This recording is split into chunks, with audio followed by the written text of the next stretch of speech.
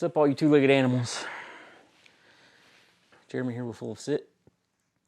All right, so we're going to talk about buying and selecting a puppy.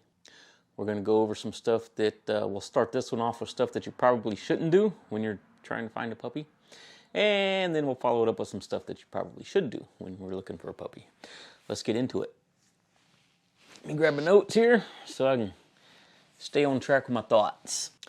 Let's start off with some things that you probably shouldn't do when you're shopping for a puppy or selecting a puppy, okay? The first one, don't buy a puppy without meeting the parents first, okay? I always want to meet both of the parents when I'm selecting a puppy, and the reason for that is I want to see how the parents act, okay? This includes buying dogs offline, out of the back of a pickup truck in Walmart parking lot, off of Craigslist or wherever, right? Don't buy a freaking puppy. Most of the time, don't buy a puppy unless you can meet the parents, all right? Again, temperament is genetic. However, the parents act is a pretty good indicator of how the puppies are going to act. Ask anybody that's been married for a long time. How many times has maybe the wife looked at the husband and said, man, I swear sometimes you act just like your dad, right? Guys, you know what I'm talking about. Ladies, how many times has your husband looked at you and said, oh man, you make me so mad sometimes. I swear you act just like your mom. Y'all know. Temperament is genetic.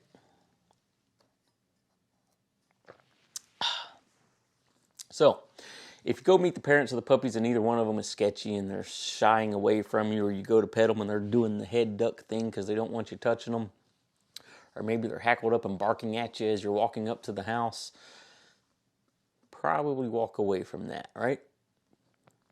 The second thing, if for some reason you can't meet the parents, ask for video, all right?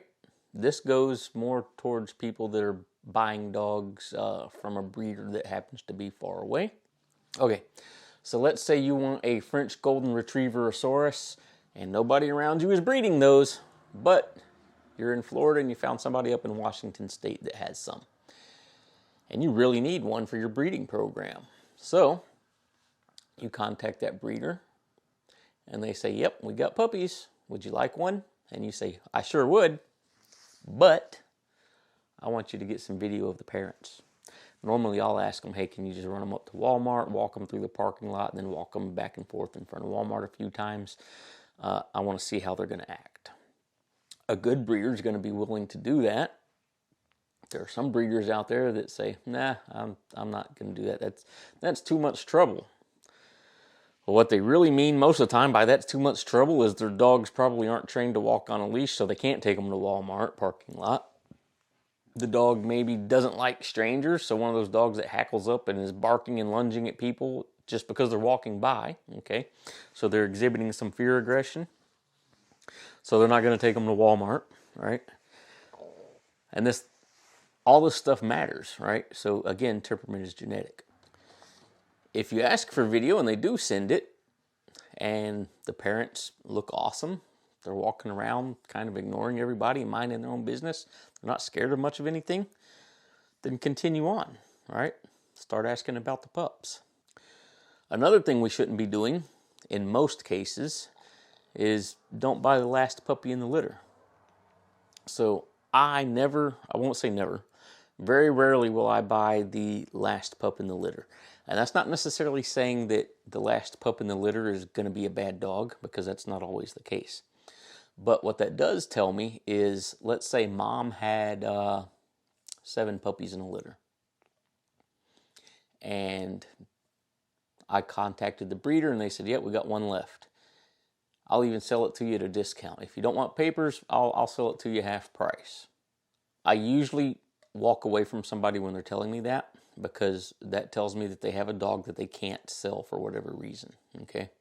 If they're willing to discount it and withhold papers and all this other stuff, they're really trying to move that dog and they're having a hard time doing it. That also tells me if mom had 7 puppies in that litter, at least 7 people have came by and looked at that litter of puppies and they didn't pick that one for some reason. So I started asking why.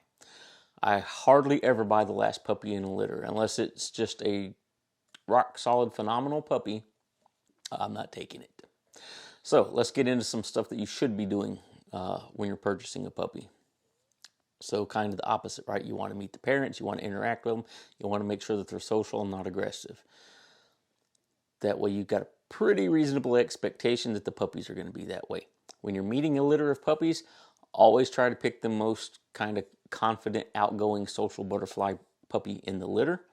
At 7-8 weeks old, that's normally the most kind of outgoing and confident that they're going to be. So don't walk in and pick the 8-week-old puppy that runs away from you and yelps because you just walked in the room. That dog's going to have some pretty bad issues later on, right? Pick the one that's willing to come up and interact with you. Crumple up a piece of paper and throw it around and see if they're going to play with it like they would like a ball or something. See how willing they are to interact with you. Also, make sure that the breeders are reputable breeders, right? So there are plenty of breeders out there that are breeding AKC registered, purebred whatevers, and they're not producing dogs with a sound temperament.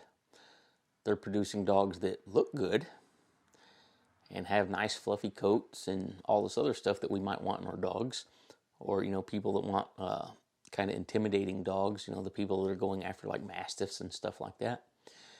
They want the big, muscle-bound, wrinkly, snarling-faced monsters because they want that intimidating look. But make sure they got the personality to back it up, right? I've met tons of big dogs that somebody walks into your house and starts yelling and they crap all over themselves and run away. All right. So make sure that the breeder you're getting the dog from is producing puppies with a good temperament. Make sure they're doing all of the recommended health testing for whatever the breed is. So usually that's at least hips and elbows, eye exams, all that good stuff. They should be striving to produce not only mentally sound puppies, but physically healthy puppies as well. If the breeder isn't doing all of that testing on their pups, I would probably look somewhere else. All right, so hopefully you guys picked up some good tips from this video. If so, give it a thumbs up. If not, hit that thumbs down button 2 times. Make sure they know you don't like it. All right, anyway, I got to get back to work. You guys do the same. Grab a leash, get your dog, and get to work, you filthy animals.